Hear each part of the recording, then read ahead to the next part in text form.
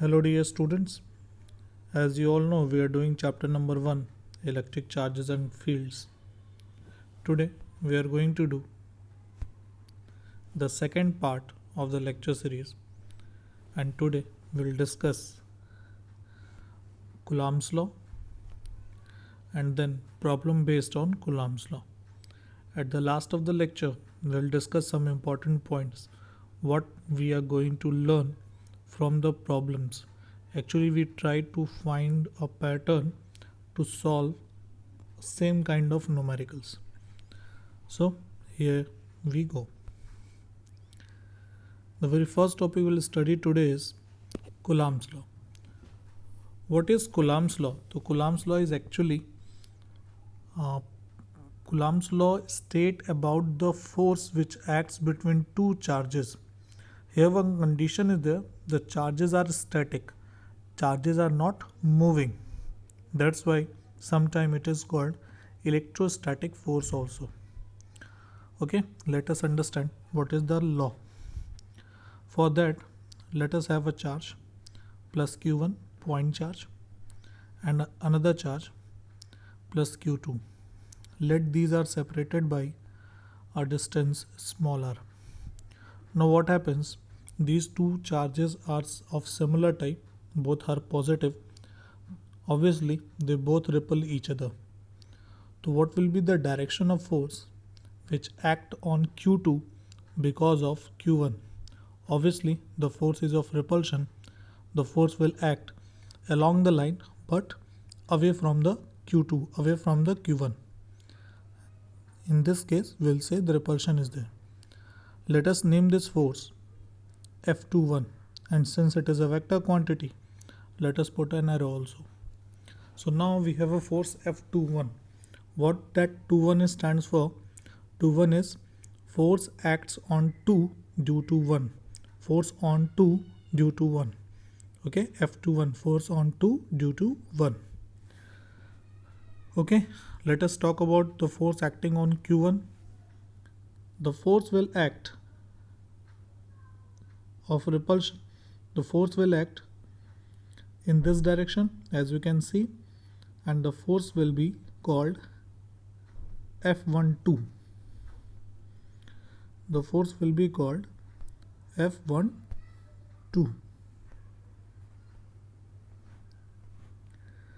Okay, and let us put an arrow also because it is a vector quantity.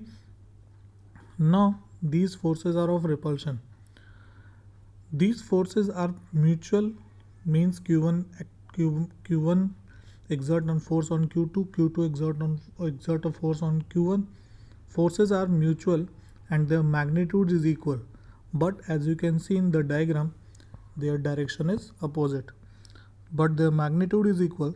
So we can write F12 magnitude is equal to F21 magnitude is equal to F.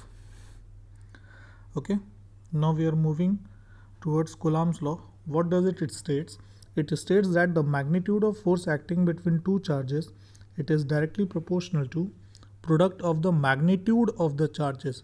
Here the sign does not matter, although we have taken positive, but if it could be negative, then also the sign is not put over here. We'll write F is proportional to Q1 Q2, product of magnitude of the charges. And the second thing is F is proportional to square, F is inversely proportional to square of the distance between the charges. That is F is proportional to 1 by R square. This is called inverse square law. When we combine in these two conditions, we get, okay, let us state the statement first of all. The statement is, it states that the magnitude of electrostatic force acting between two point charges is directly proportional to the product of the magnitude of the charges and inversely proportional to the square of the distance between them. That is what we have written mathematically here. Okay, now let us combine the equation. What we are going to have? We are going to have F is proportional to Q1 Q2 upon R square.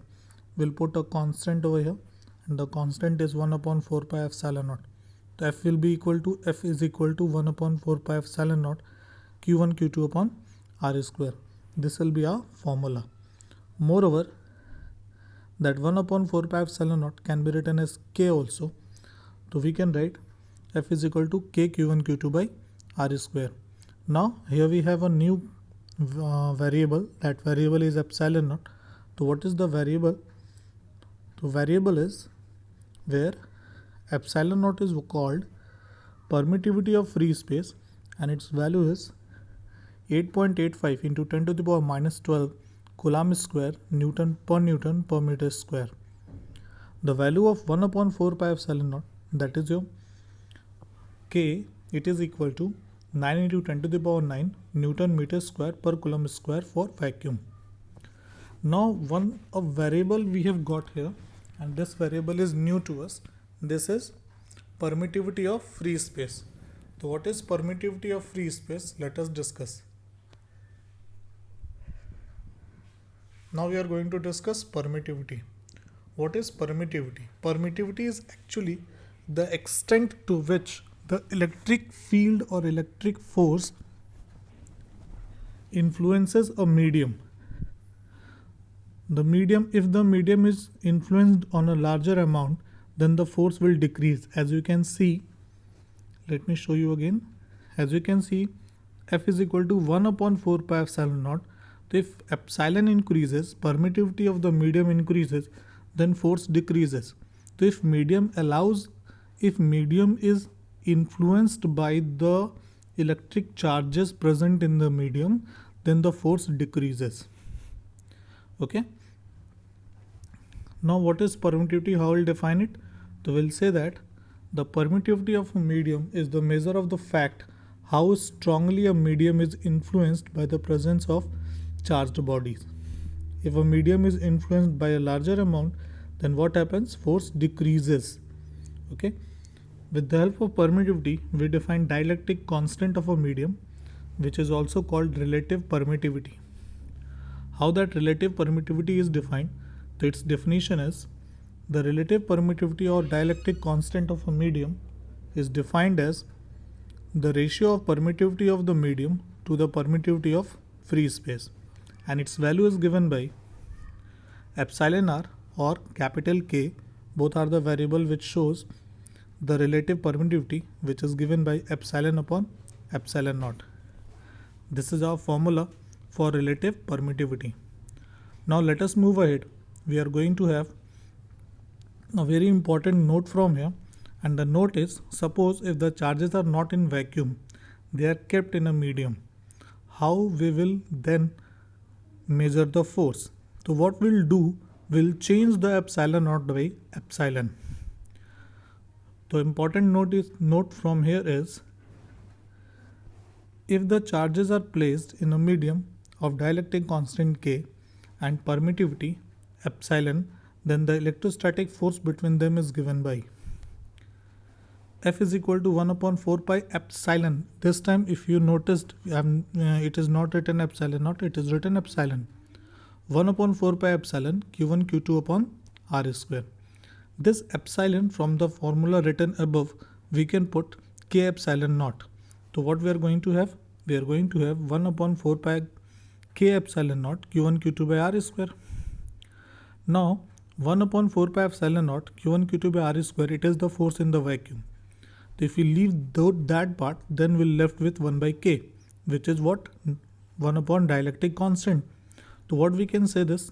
We can say this force in the vacuum upon dielectric constant. Okay. So force in a medium is equal to force in the vacuum upon dielectric constant. This is what we study in relative permittivity. Okay.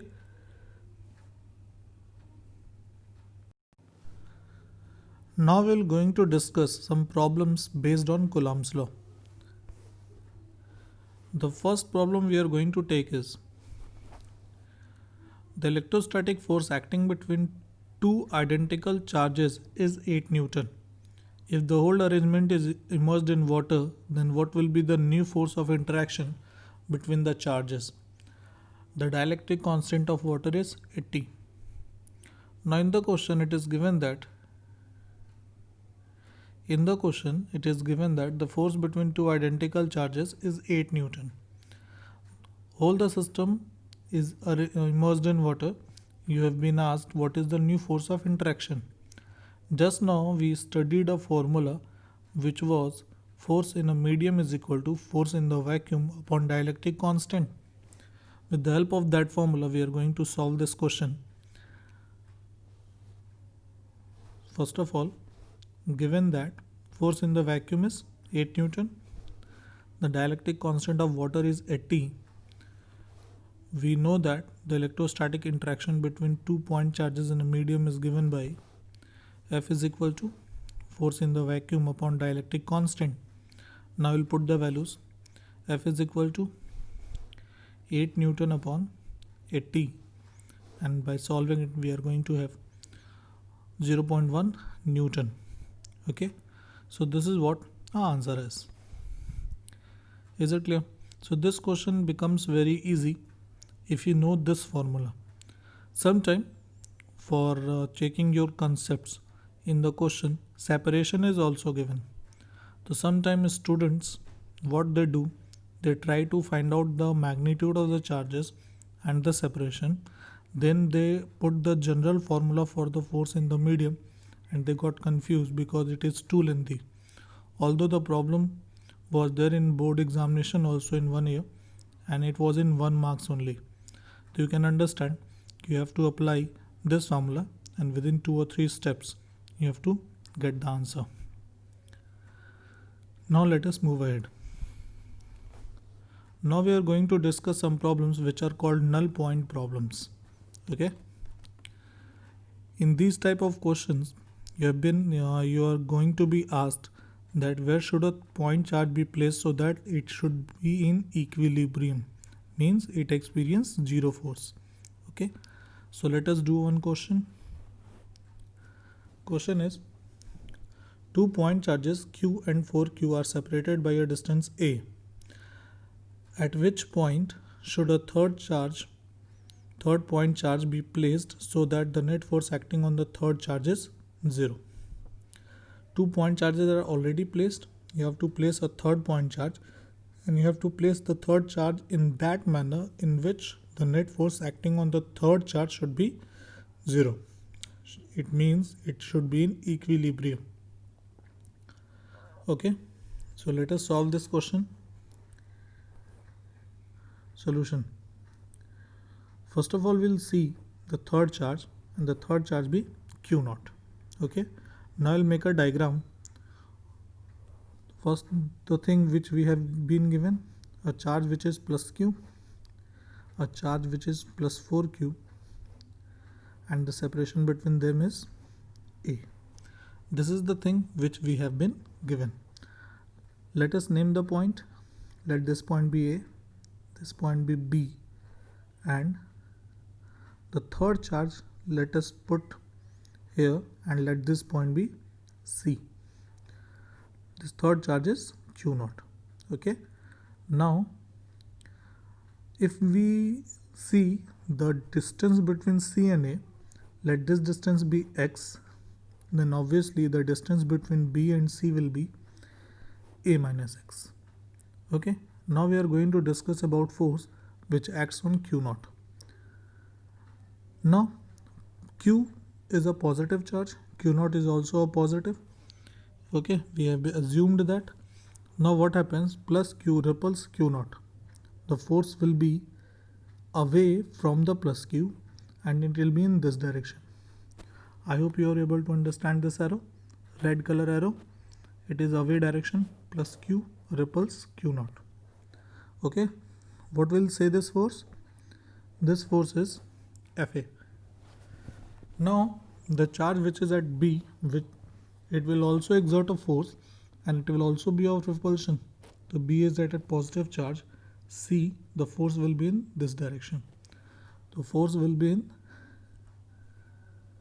this direction, green color arrow, and this force will be Fb. Now if the third charge has to be in rest, then has to be in equilibrium, then what should be there? We should have a condition that Fa must be equal to Fb. Now what will be the value of Fa? Fa is the force which is exerted by the charge which is at capital A. The separation between the two charges is x, and the charges are q and q naught. The force will be given by k q naught upon x square. Whereas for the Fb, it is the force because of the charge placed at B. The charges are q naught and 4q, and the separation between the charges is a minus x. So what we are going to write? K 4q q naught upon a minus x square. Now k, q and q naught will be cancelled out. Then what we are going to have? Then we are going to have 1 upon x square is equal to 4 upon a minus x square. Now we'll take a square root. We are going to have 1 upon x is equal to 2 upon a minus x, or by cross multiplying a minus x is equal to 2x, or by solving it for x, we are going to have x is equal to a by 3, which is our answer. Okay, what is the important point we should learn from this question is, whenever the given charges are positive, okay, whenever the given charges are positive, the null point is the point at which the third charge is placed, and the third charge is in equilibrium. The null point exists between the two charges on the line joining them. Moreover, if you can see, it does not depend upon the value of q naught also. So the position of null point is independent of q naught. Okay, whether q naught is positive, q naught is negative, what is the value of q naught, it does not depend upon that. The position of null point depends upon the given charges and the sign of the given charges also. We'll understand about sign by our next problem. What is our next problem? Let us see. The next problem is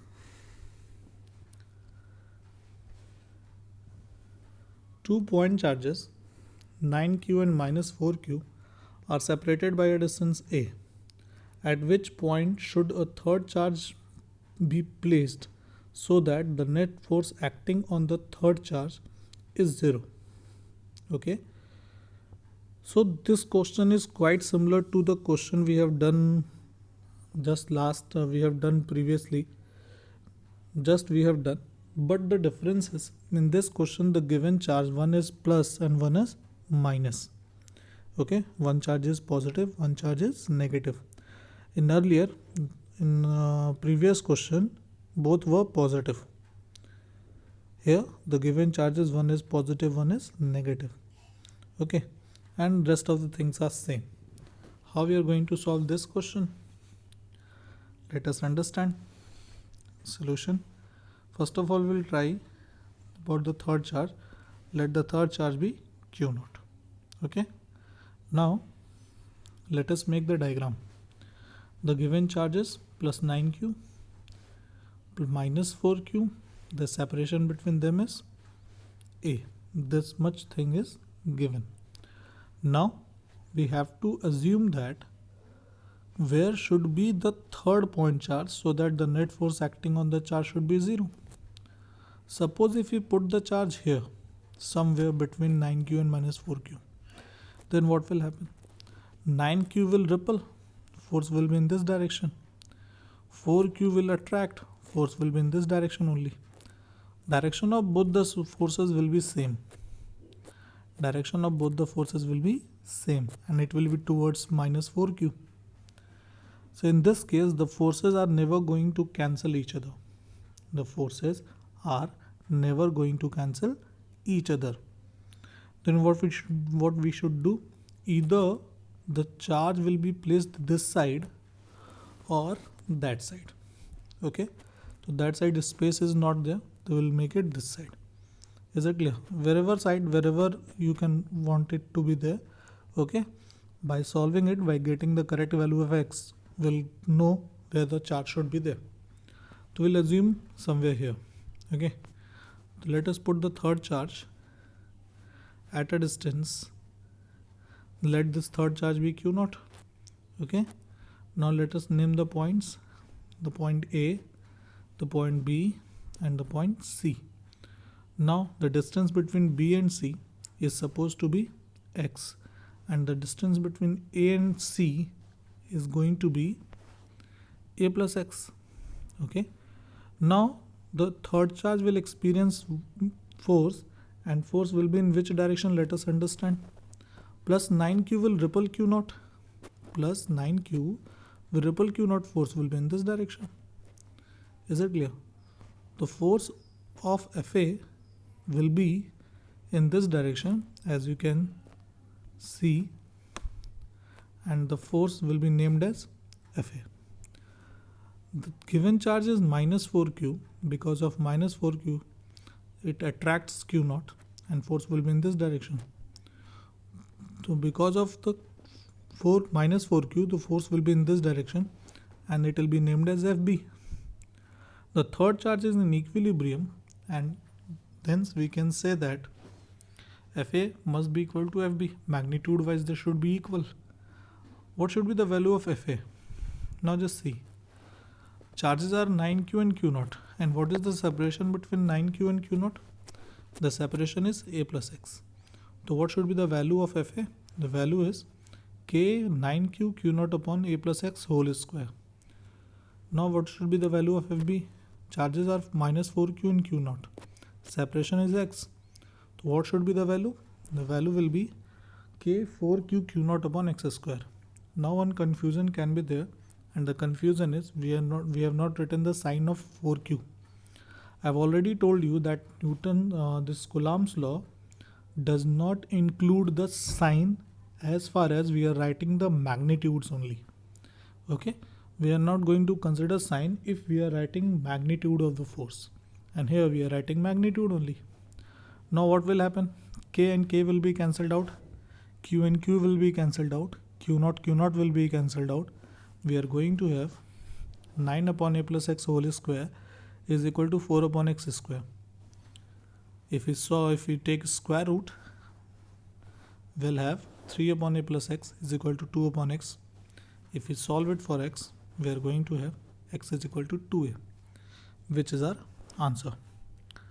Okay, so from B, the charge should be at 2x distance.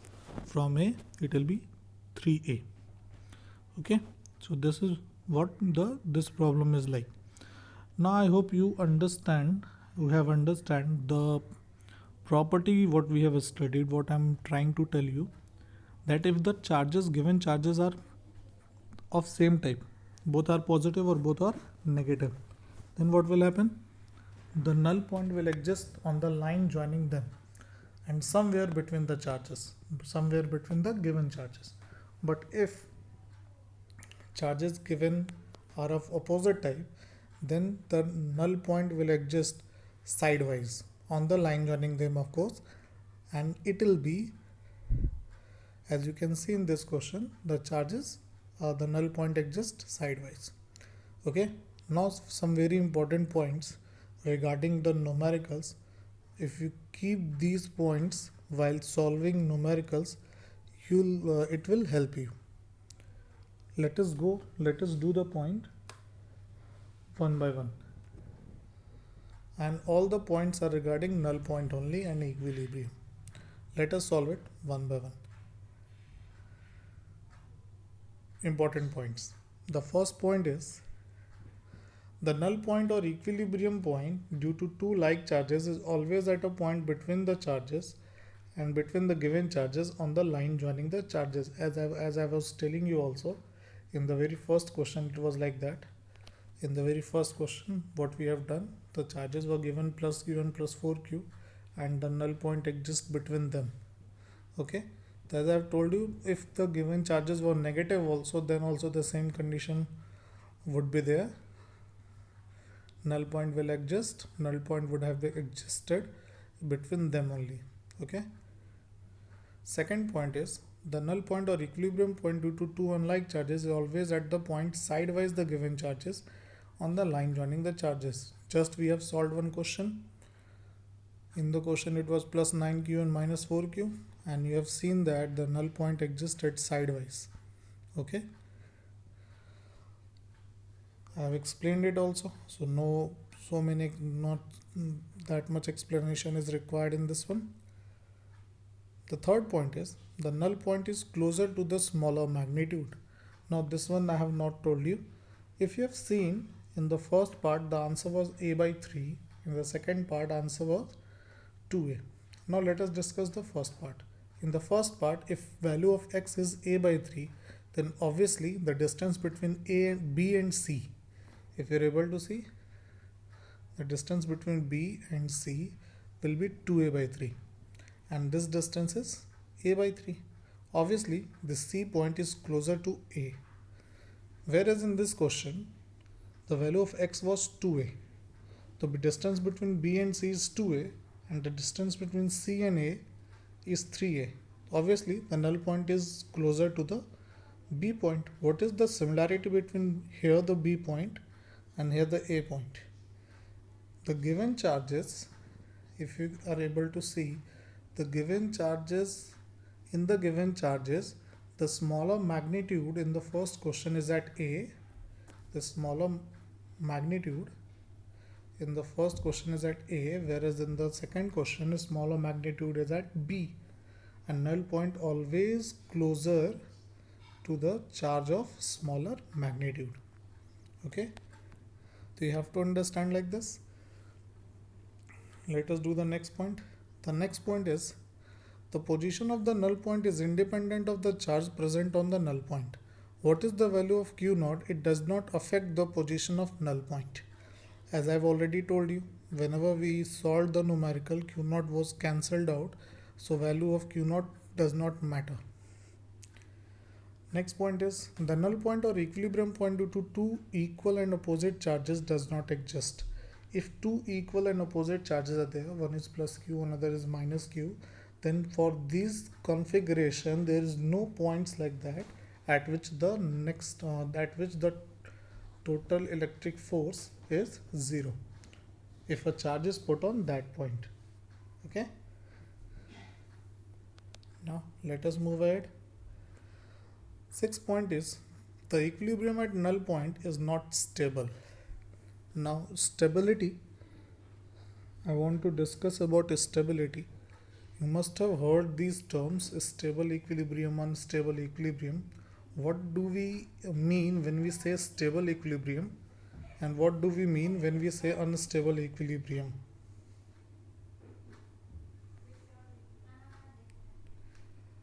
When we say stable equilibrium, what I want to say, let us remove these diagrams and let us make a new one. Suppose this is a kind of surface and a ball is there which is a kind of blue color, and one another ball is there which is kind of red color.